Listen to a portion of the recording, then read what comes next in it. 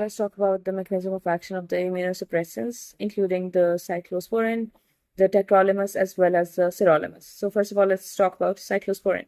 So basically, it's an immunosuppressant. It is going to bind with immunophilin, which are small cytoplasmic proteins which are going to cause T cell receptor activation and T cell responses to activation and also to cytokines. So cyclosporin is going to bind to cyclophilin, which is an immunophilin or a ligand. And then if we talk about tacrolimus is going to bind with FKBP, which is also called FK binding protein. And then both are going to cause the inhibition of the calcineurin, which is the cytoplasmic phosphatase. Calcineurin is going to regulate the activity of the NFAT, which is the nuclear factor of activated proteins, in order to translocate to the nucleus and increase the production of the key cytokines, which are interleukin 2, interleukin 3, as well as interferon gamma. So we have studied these before. Okay. Cyclosporin and tacrolimus will prevent the increased production of cytokines that normally occurs in response to T cell receptor activation. Now let's talk about the action of sirolimus. So what is sirolimus going to do? So basically, sirolimus is going to bind with the FK binding protein 12, and it is going to inhibit the mTOR, which is the rapamycin. And what are the other analogs of sirolimus? The other analogs include everolimus as well as temsirolimus. Okay, so after binding to the FK binding protein 12, instead of inhibition of calcineurin, it is going to cause inhibition of mTOR, which is a key regulator of complex intracellular signaling pathway involved in the cell growth and proliferation, and angiogenesis as well as metabolism. Then it is going to inhibit the T cell proliferation in response to interleukin 2. Now let's talk about the clinical uses as well as pharmacotherapeutics. The use of these immunosuppressants is very important in transplantation.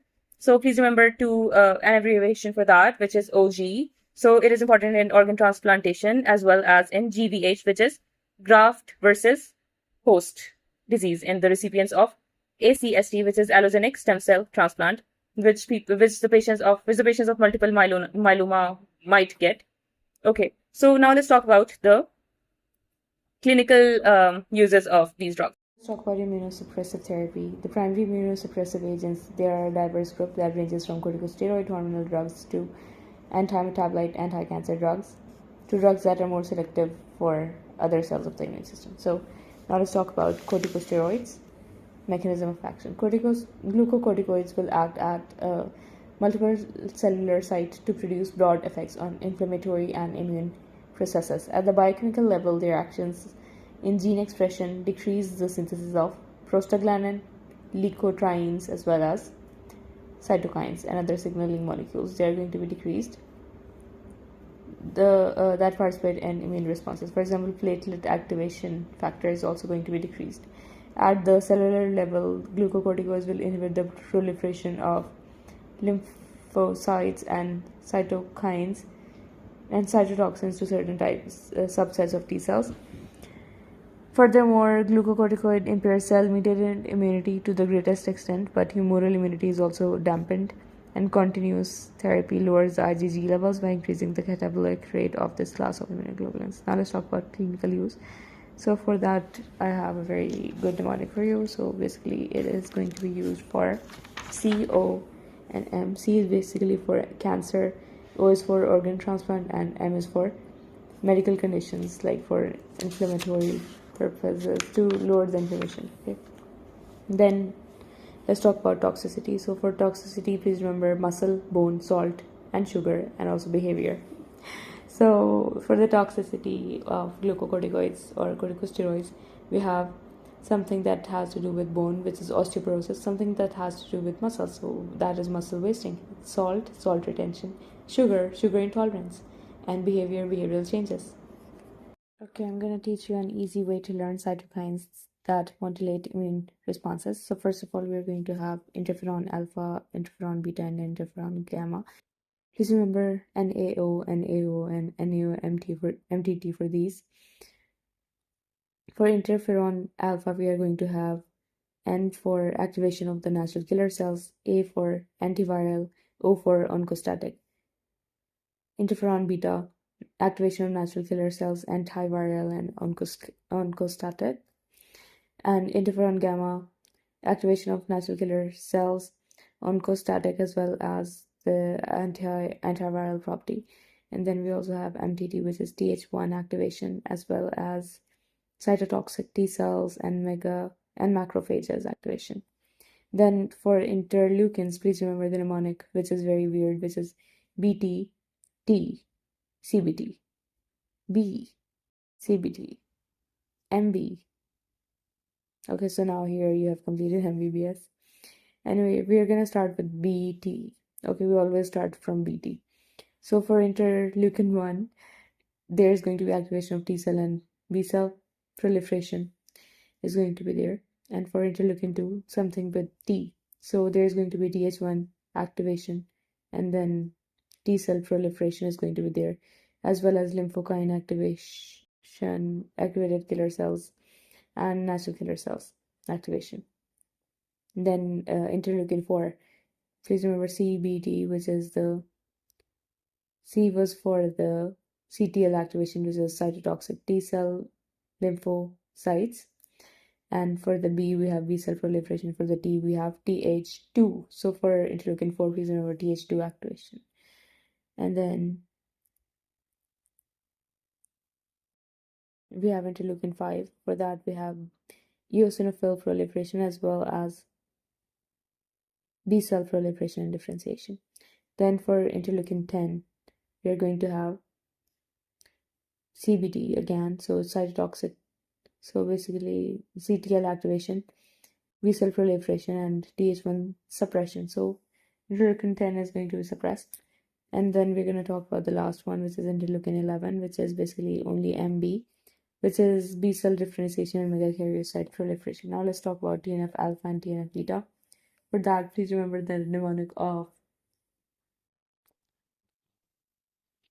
MOP as well as PMC. So for TNF alpha, we are going to have pro-inflammatory, oncostatic, as well as macrophage activation. And then for TNF beta, we're going to have pro-inflammatory, macrophage activation, as well as chemotactic. And then let's talk about GCSF is going to do granulocyte production. Okay, so if a patient has been taking cyclosporin and tacrolimus, which are used in autoimmune diseases including rheumatoid arthritis, uveitis, psoriasis, asthma, and type 1 diabetes, how to remember this? Okay, please see this picture. You can see that here we can see a patient who is using cyclosporin as well as tacrolimus because of his conditions of uveitis, asthma, type 1 diabetes mellitus, psoriasis, and rheumatoid arthritis. Please remember that sirolimus-eluting stents are used to prevent restenosis after coronary angioplasty. Like sirolimus, everolimus is also used as an immunosuppressant. Everolimus and temsirolimus are used for various cancers. So temsirolimus is for cancers, and everolimus is used as an immunosuppressant. Cyclosporin and tacrolimus are available either as oral or IV agents, while sirolimus and everolimus are only available as oral drugs.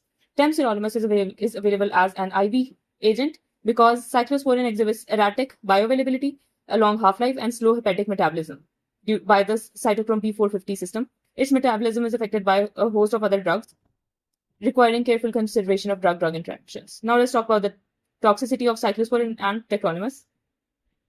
So what can you see here? This is basically the toxicity of cyclosporin and tacrolimus in this patient. You can see the case of neurotoxicity, hypertension, and renal dysfunction.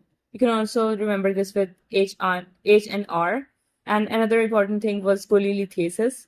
This is also seen in these patients. Okay, now let's talk about the toxicity of sirolimus. So sirolimus basically causes diarrhea, hepatotoxicity, and myelosuppression. Also hypertriglyceridemia or hyperthagemia. Now let's talk about mycophenolate mofetil. Please remember that this is a drug which is used for transplantation. Okay, so this drug is rapidly converted into mycophenolic acid, which inhibits the IMD, which is inosine monophosphate dehydrogenase, which is an enzyme in the de novo pathway of guanosine triphosphate synthesis. This is going to suppress both the B and T lymphocyte activation. Lymphocytes are more susceptible to inhibition of the de novo pathway because they lack the enzymes necessary for the alternative salvage pathway for GTP synthesis. Now let's talk about clinical uses. So as I told you before, mycophenolate, Mofetil is just used for transplantation, heart transplant, kidney transplant, as well as liver transplant. And for kidney transplant, we use cyclosporin as well as mycophenolate, Mofetil in order to prevent the nephrotoxicity.